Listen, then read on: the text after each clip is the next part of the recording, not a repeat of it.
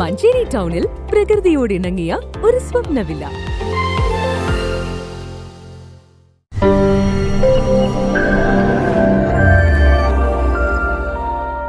പൊന്നാനിയിൽ മത്സ്യബന്ധനത്തിന് പോയ ബോട്ടിൽ കപ്പലിടിച്ചുണ്ടായ അപകടത്തിൽ 2 പേർ മരിച്ചു. ബോട്ട് ജീവനക്കാരനായ പൊന്നാനി അഴിക്കൽ സ്വദേശി കുറിയമാനകത്ത് സലാം, പൊന്നാനി പള്ളിപ്പടി സ്വദേശി ഗഫൂർ എന്നിവരാണ് മരിച്ചത്. കഴിഞ്ഞ ദിവസം രാത്രി 1 മണിയോടെയാണ് അപകടമുണ്ടായത്.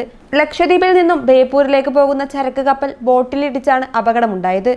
പൊന്നാനിയിൽ നിന്ന് മത്സ്യബന്ധനത്തിന് പോയി ആഴക്കടലിൽ മത്സ്യബന്ധനം നടത്തുകയായിരുന്ന പൊന്നാനി സ്വദേശി നൈനാർ എന്നയാളുടെ ഇസ്ലാഹ് എന്ന ബോട്ടിൽ കപ്പലിടിച്ചാണ് അപകടമുണ്ടായത്. 6 പേർ അടങ്ങുന്ന സംഘമാണ് മത്സ്യബന്ധനത്തിനായി പോയിരുന്നത്. അപകടത്തിൽ കപ്പലിന്റെ ശ്രാങ്ക് സലാം ഉൾപ്പെടെ 2 പേരെ കാണാതായിരുന്നു. ഇവരെ കാണാതായപ്പോൾ തന്നെ കോസ്റ്റൽ പോലീസും നാട്ടുകാരും മത്സ്യത്തൊഴിലാളികളും ചേർന്ന് തിരച്ചിൽ ആരംഭിച്ചിരുന്നു.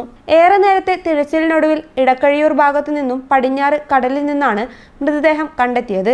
News desk PTV Kerala.